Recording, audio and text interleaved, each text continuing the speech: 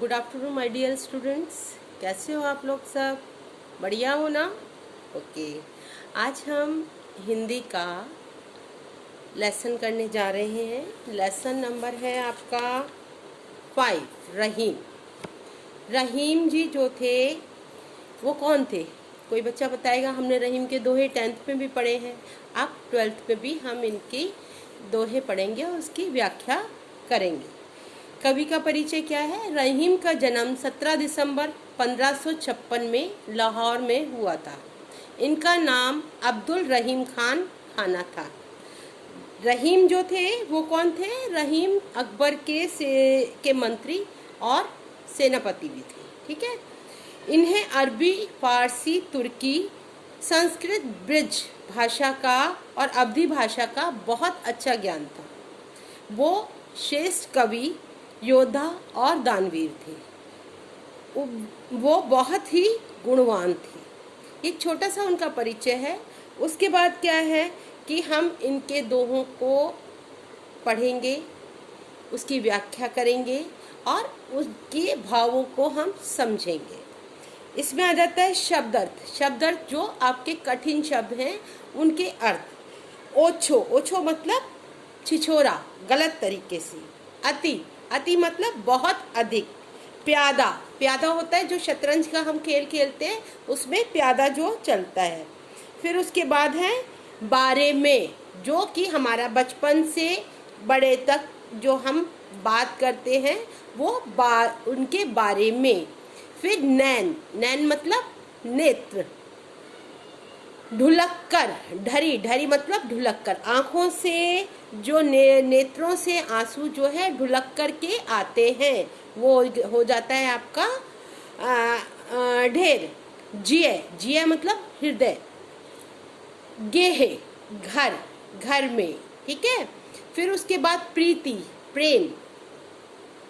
जस, कीर्ति, सब तरफ, तरफ तो ऐसे करके तरफ। ठीक है। फिर उसके बाद सुजन, सुजन मतलब अच्छे लोग। फिर मुक्ताहार, मोतियों का हार, मोतियों, मोतियों का हार। ठीक है। फिर उसके बाद भावर, भावर मतलब फेरे। शादी होती है ना, जब शादी होती है फेरे। उसके बाद अंग, शरीर, शरीर, आँख, नाक, मुंह, सब कुछ। ठीक है। बांटने वारे, बाटन वारे, बाटन वारे मतलब बांटने वाले। मान बिना, मान बिना मतलब जिसका कोई सम्मान नहीं होता। विष, विष मतलब जहर, मर जाते हैं जिससे। ठीक है। ढिग, पास में, अपने पास में बैठाना। फिर उसके बाद है ओढ़ाएंगे, खुरपी, खुरपी मतलब खुरपी, समझ में आया? बरखत, वर्षा हो रही है, वर्षा। पाथ, मार्ग। ये सारा मैं आपको भेजूंगी अभी। शब्दों के अर्थ आपको लिखने हैं, याद करने हैं, पढ़ने हैं बुक में से और याद करके लिखने हैं। अब हम आते हैं प्रसंग सहित व्याख्या पर। दोहा, आज हम 3 दोहे करेंगे। इसको अच्छे से समझेंगे, इसकी व्याख्या समझेंगे। उसके बाद कल हम ये कंटिन्यूशन में अपना लेसन रखेंगे। जो रहीम ओछो बड़े तो अति हित राय, प्यादे सो फर्जी भयो टेढ़ो मेढ़ो जाए। मतलब उन्होंने कहा है, प्रसंग इसका पहले क्या होगा कि यह दोहा जो है हमारी पाठ्य पुस्तक में से लिया गया है, रहीम की दोहावली में से। रहीम जी कहते हैं कि जो अपने गुण और सामर्थ्य के अनुसार से ज़्यादा अपने गुण, जैसे किसी को इतने गुण नहीं है लेकिन उसको बहुत ज़्यादा प्राथमिकता मिलती है या कुछ उसके पास बहुत सारा धन आ जाता है तो उसके अंदर क्या हो जाता है? घमंड हो जाता है, घमंड हो जाता है। और वो अपना जो उसका मूल व्यवहार है, जो उसका वास्तविक व्यवहार है, उसको छोड़ करके वो दिखावा करने लगता है। ठीक है। इस दोहे के माध्यम से उन्होंने क्या किया है कि लोगों की मानसिकता को बताया है, मानसिकता को बताया। वो कहते हैं कि जैसे शतरंज के खेल में प्यादे चाल के सामने की ओर से सीधे खानों में एक खाने की होती है। प्यादा जो है सीधे खाने में एक खाने में चलता है, तथा वजीर सीधे और तिरछे दोनों साइड से चल देता है। लेकिन क्या होता है कि जो है जो प्यादा जो है एक एक खाना चलते हुए भी आखिरी खाने तक पहुंच जाता है। मतलब वो धीरे धीरे धीरे धीरे धीरे धीरे वो आखिरी खाने तक पहुंच जाता है और वो उसी चाल से चलने लगता है। वो रहीम कहते हैं कि यदि किसी साधारण व्यक्ति को किन्हीं कारणों से ऊंचा पद मिल जाता है कि तो वो उतना ही इतराने लगता है, मतलब वो इतना ही ज़्यादा घमंडी हो जाता है जैसे खेल में प्यादा फर्जी बनते ही टेढ़ा मेढ़ा चलने लगता है। ठीक है, जैसे प्यादा फर्जी बनते ही टेढ़ा मेढ़ा चलने लगता है। तो एक जो साधारण व्यक्ति है जिसका इतना कोई वो नहीं है, लेकिन उसको थोड़ा सा भी अलग से पैसा आ जाए या कोई ओहदा मिल जाए तो वो अपने आप को ये सोचता है आई एम द बेस्ट, मैं बहुत बड़ी चीज़ हूँ। ठीक है, तो उसके लिए उन्होंने कहा है कि अगर किसी भी व्यक्ति को गुण, शक्ति और सामर्थ्य से बढ़कर कुछ जैसा मिलता है जैसे पैसा या पद, तो वो उसका जो सहज स्वभाव है, जो उसका वास्तविक नेचर है, जो बिहेवियर है उसका, वो अपने आप चेंज हो जाता है। वो सीधे मुंह किसी से बात नहीं करता, वो सोचता है अरे ये तो बहुत बेकार बंदे हैं, ये छोटे लोग हैं, मैं तो बहुत बड़ा राजा हूँ और मेरे पास तो इतना पैसा है, तो वो उससे सीधे मुंह बात नहीं करता। बहुत सिंपल सा है क्या कि अगर किसी सामान्य व्यक्ति को ऊंचा पद या पैसा मिल जाए तो वो अन्य लोगों से ऐसे व्यवहार करने लगता है कि जैसे उससे बड़ी तो कोई चीज़ किसी के पास है ही नहीं, बाकी सब तो बहुत ओछे हैं, बहुत छोटे हैं, उसके लायक ही नहीं है बात करने की। समझ में आया? उसके बाद हम दूसरे में आते हैं, जो रहीम गति दीप की कुल कपूत गति सोए, बारे उजियारे लगे बढ़े अंधेरों। बहुत ही सुंदर दोहा है। उसमें हम प्रसंग वैसे ही रखेंगे। उसमें उन्होंने कहा है कि घर में अगर कुपुत्र यानी कि हमारा अगर बेटा या किसी घर में बेटा अगर खराब हो, कोई गलत हो, तो उसकी जो वो उसको पूरे हमारे कुल को उसका नतीजा भुगतना पड़ता है।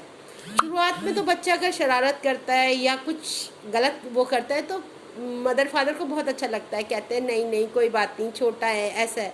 लेकिन क्या है, अगर वो आदतें बढ़ती जाती हैं तो एक दिन जो है वो अपने ही परिवार के लिए बहुत ही नुकसानदायक होता है। कैसे? दीपक और परिवार में जो कुपुत्र की गति होती है वो एक समान होती है। जैसे दिया जलता है तो क्या होता है? रोशनी होती है, चारों तरफ रोशनी होती है, हम खुश होते हैं। लेकिन जैसे जैसे दिया बुझने लगता है या बढ़ने लगता है तो चारों तरफ अंधियारा छा जाता है। समझ में आ गया? चारों तरफ क्या होता है? अंधियारा छा जाता है। ऐसे ही जैसे अब एक बच्चे की मैंने उदाहरण दिया, छोटा बच्चा मारता पीटता है, माँ बाप को भी मारता है, सब कुछ करता है। जैसे कि बचपन में वो बच्चा मारता पीटता है और हम बड़े खुश होते हैं, कोई बात नहीं, बड़ा हो करके ये ठीक हो जाएगा, कोई बात नहीं है। लेकिन क्या होता है, तो जैसे जैसे वो बड़ा होता है, अगर उसकी हरकतें बढ़ती जाती हैं और वो फिर क्या होता है कि एक तरह से हमारे दुख का कारण बन जाता है। तो इसलिए वो कहते हैं कि हमें हमेशा ही जब कोई चीज़ें बढ़ने लगे तो उसको हमेशा रोकने की, कंट्रोल करने की कोशिश करनी चाहिए। थर्ड है, रहीमन असुआ नैन ढरी, जिए दुख प्रगट करे, जाहे निकारो गेहते, कसना भेद कही दे। मतलब वो क्या कहते हैं कि जो आंसू हैं, हमारे आंसू हैं, वो हमारे मन के दुख को प्रकट करते हैं।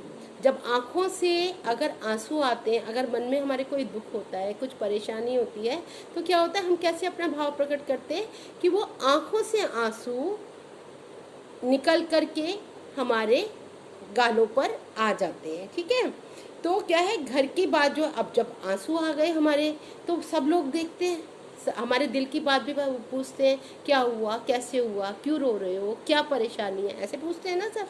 तो क्या है, आंसू जो है वो हमारे अंदर के भाव को बता देते हैं। रहीम कहते हैं कि अगर किसी को घर से निकाला जाता है तो वो अपना जो दुख है या अपना जो शो है वो सबको बता देगा।